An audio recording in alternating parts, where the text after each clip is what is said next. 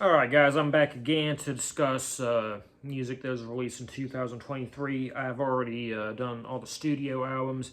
I'm now going to go through kind of more oddball releases. So just looking through here, I got an EP, I have a live album, I have a sort of ballet piece, and I got a movie soundtrack and a 7-inch that's also part of a movie soundtrack. So yeah, let's get into it. This is unranked. Not going to put too much thought into like opinions and rankings and that sort of stuff. Just going to kind of tell you about them. So yeah, first off we have Invasion, How Far Have We Fallen? Invasion is another band that features Dennis Lyxzén. If you saw my album rankings, I mentioned him a few times. It's been a very busy year for him. So last year, Invasion put out a album called Let the Night Love You. It was one of my favorite albums of that year. And yeah, this is its follow-up EP. Invasion is Dennis Lyxzén, sort of new wave, gothic, post-punk type project.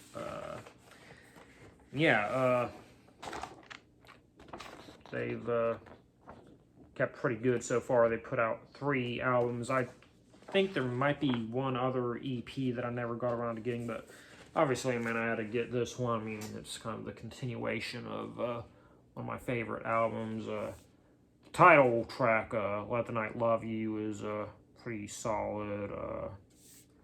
Second half of it's also particularly good. Illuminate This, first song on side B's pretty solid.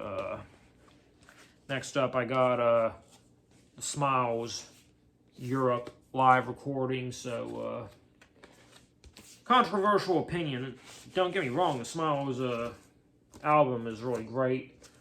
But I think the Smile honestly does better live. If you're not familiar with the Smile, it's Tom York and Johnny Greenwood of Radiohead's new side project. It also features Tom Skinner. I believe he was in a experimental jazz quartet called Sons of Kemet or Kennett or something like that. But yeah, it's kind of progressive-ish, jazz-ish, experimental, kind of post-punky at times. Interesting stuff. I also got that album on the Japanese CD, specifically because it also contains songs from their live at Montreux Jazz Festival. So basically you got double the amount of songs. There are a handful of repeated songs. I'll say one thing that really bothers me though is, in my opinion, one of their best songs live is We Don't Know What Tomorrow Brings. And yeah, it's completely missing from this. So I gotta get some sort of proper live recording of We Don't Know What Tomorrow Brings. But yeah, I mean, otherwise, pretty solid collection of live albums. Obviously, because it has more songs on it, I do kind of prefer listening to the CD. It's kind of funny, I just showed you a blank side, but yeah, that's Smiles Europe live recordings.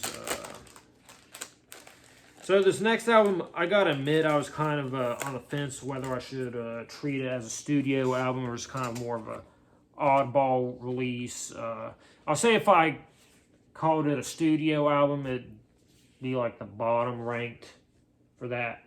But I kind of feel like it fares better as just treating it as kind of an odd release. But this is Sufjan.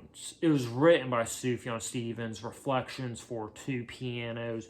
It was actually performed by Timo Andres and Connor Hannick, both on piano. But yeah, I mean, if I said, you know, it's a collection of jazz or piano solo pieces, I mean, you pretty much know what to expect from it. I mean, it's nice. I enjoy it, but yeah, I mean, there's not really anything on here that's going to catch you off guard. You know, it was written for ballet. Don't really feel like it's meant to be treated as a studio album. But like I said, this kind of rides the fence on that.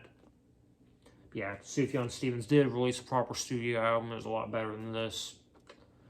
yeah, it's not bad, but like I said, I mean, you pretty much know what to expect from it. And now, getting into the film soundtrack that I picked up, which was the Super Mario Brothers movie. I'd really like to get like actual proper video game soundtrack from Super Mario Brothers. Of course, there's a lot of iconic pieces spread across all the video games, and this contains a lot of references to those. But I mean, it is mostly original music, but still, I mean, it is kind of nice to, you know, get at least all those references in one place. I do kind of like how got different colored flowers on the label, and I didn't really focus on it, but got the different colored mushrooms on the first disc. So I do like how there's, like, you know, a lot of colors involved in the packaging of this, because Mario is one of the most colorful video game franchises. And alright, we also do have a insert with it as well.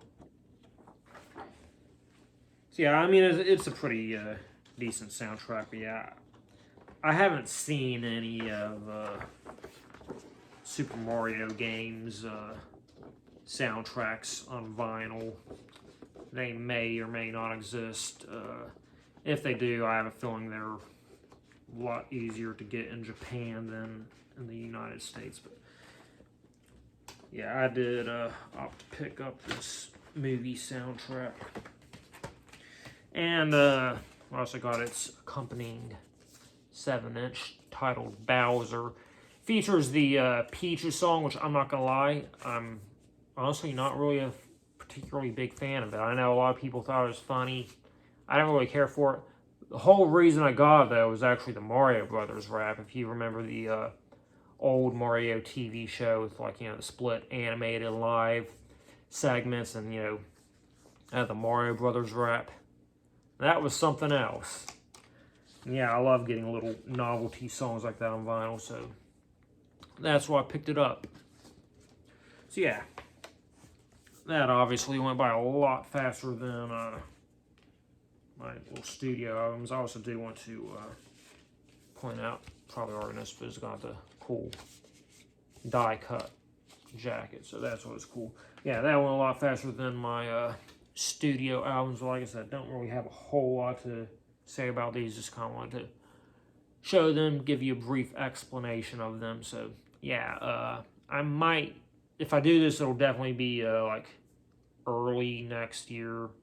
But I might do like a kind of summary of like the older music that I picked up this year. Just kind of like show you like the best of the older music that I picked up over the years. So let me know if you're interested in that, and yeah, I'll see y'all around.